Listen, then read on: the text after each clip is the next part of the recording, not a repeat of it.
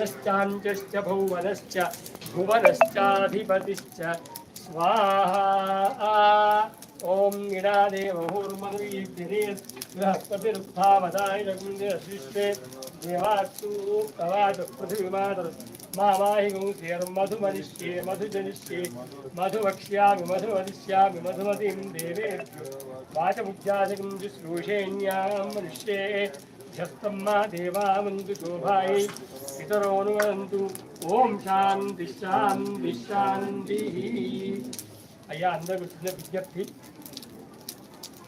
ఇవాళ రేపు పండగ కాబట్టి ఇవాళ నేను ఎక్కువసేపు ఉండను. ఏమిటి విషయం అంటే ఏం కాదు, శ్రీఫలాలకి ఇబ్బంది లేదు. అక్కడ నా ఫోన్ నెంబర్ ఉంది, ఆ ఫోన్ నెంబర్ తీసుకొని ఎవరైనా నాతో ఏదైనా విషయాలు నిన్న ఫోన్లో మాట్లాడారు, ఏమైనా ఉండి ఇవాళతో సమస్యలు పోతాయి, ఏమైనా మీరు మాట్లాడాల్సింటే రోజు సాయంత్రం 5 నుంచి 7 వరకు నేను ఫ్రీగా ఉంటాను, ఎవరైనా ఫోన్ చేయొచ్చు. అది ఏం కాదు అయిపోతుంది, ఏం కాదు ప్రధాన అదే అసలు మామూలుగా పొరగొట్టి వేయాలి, అది అది వేస్తాం కానీ ఇంకొకటి లేదు. కాబట్టి అందరూ కూడా 5 నుంచి 7 మధ్యలో ఎవరైనా ఫోన్ చేస్తే నేను వివరంగా మాట్లాడతాను, ఇబ్బంది ఏమి లేదు. కాబట్టి ఇవాళ మాత్రం ఎవరు మాట్లాడకండి, తీర్థము ప్రసాదం తీసుకొని శ్రీనివాసరావు గారు కూడా ఇక్కడ శ్రీనివాసరావు గారు హెడ్ మాస్టర్ గారు వారికి కూడా తెలుసు నేను ఏందో ఇంతకు వినే ఉంటుంది. తెలంగాణ స్టేటేనా దారుపల్లి హెడ్ మాస్టర్ గారు కాబట్టి నేను తెలుసు. అంటే ఎందుకు ఈ మాట చెప్తున్నా అంటే నేను ఆ డిపార్ట్మెంట్లో ఏ క్యాడర్లో పనిచేసారో వాళ్ళకి తెలుసు. ఆ క్యాడర్లో పనిచేసే వాళ్ళు ఊరికి వచ్చారంటే మన ఊరి కోసమే అయిపోయింది. నా కోరిక కూడా నెరవేరింది. ఈ శివంపేట ఊరి పేరు జగత్తంతా నేను రావాలి. నెంబర్ 1. నెంబర్ 2 బగడా అనే పేరు ఎవరికి తెలియదు. కాబట్టి అమ్మవారికి ఏం మార్చించిన అంటే అమ్మ బగడా బగడా బగడా అని అందరితో అనిపిస్తాను అనిపించిన ఈ ఊరికి పేరు తెచ్చిన. ఈ 2 నా కోరిక నెరవేరినాయి.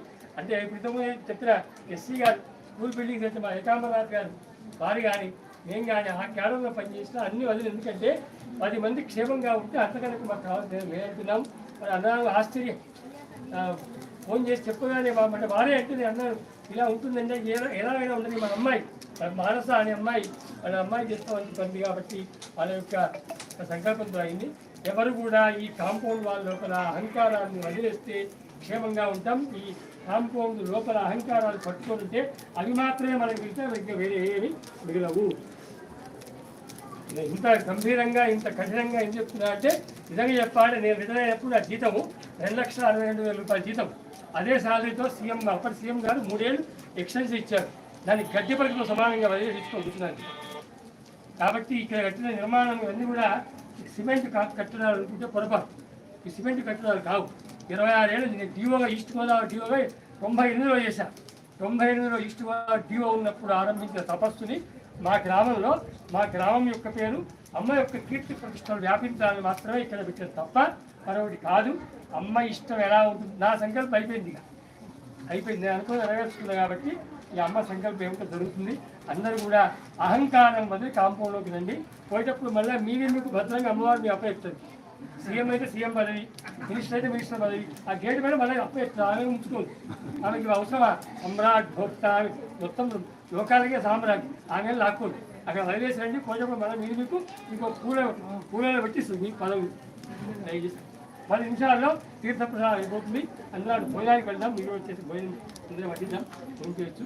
భోజనం చేసి అందరూ వెళ్ళచ్చు. శ్రీనివాస్ గారు వెళ్తా మా గ్రామంలో పరమ ధార్మికులు ముత్యాలు గారు విశ్వనాథ్ గారు అంటే నిత్యం నాతో పాటు ప్రయాణించే సైన్యం. మీ అందరూ ఇదే అని చెప్తున్నారు. బాగా తెలుసు నా గురించి. మీరు ఒక 2 నిమిషాలే ఆగండి. అగ్నిదేవు నమస్కారం చేసి వెళ్ళిపోతాం.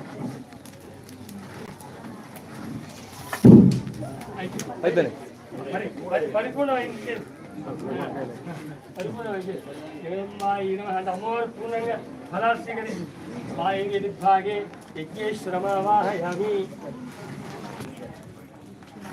ఓం బాణాయ స్వాహ, ఓం యానాయ స్వాహ, ఓం గానాయ స్వాహ, ఓం సమానాయ స్వాహ.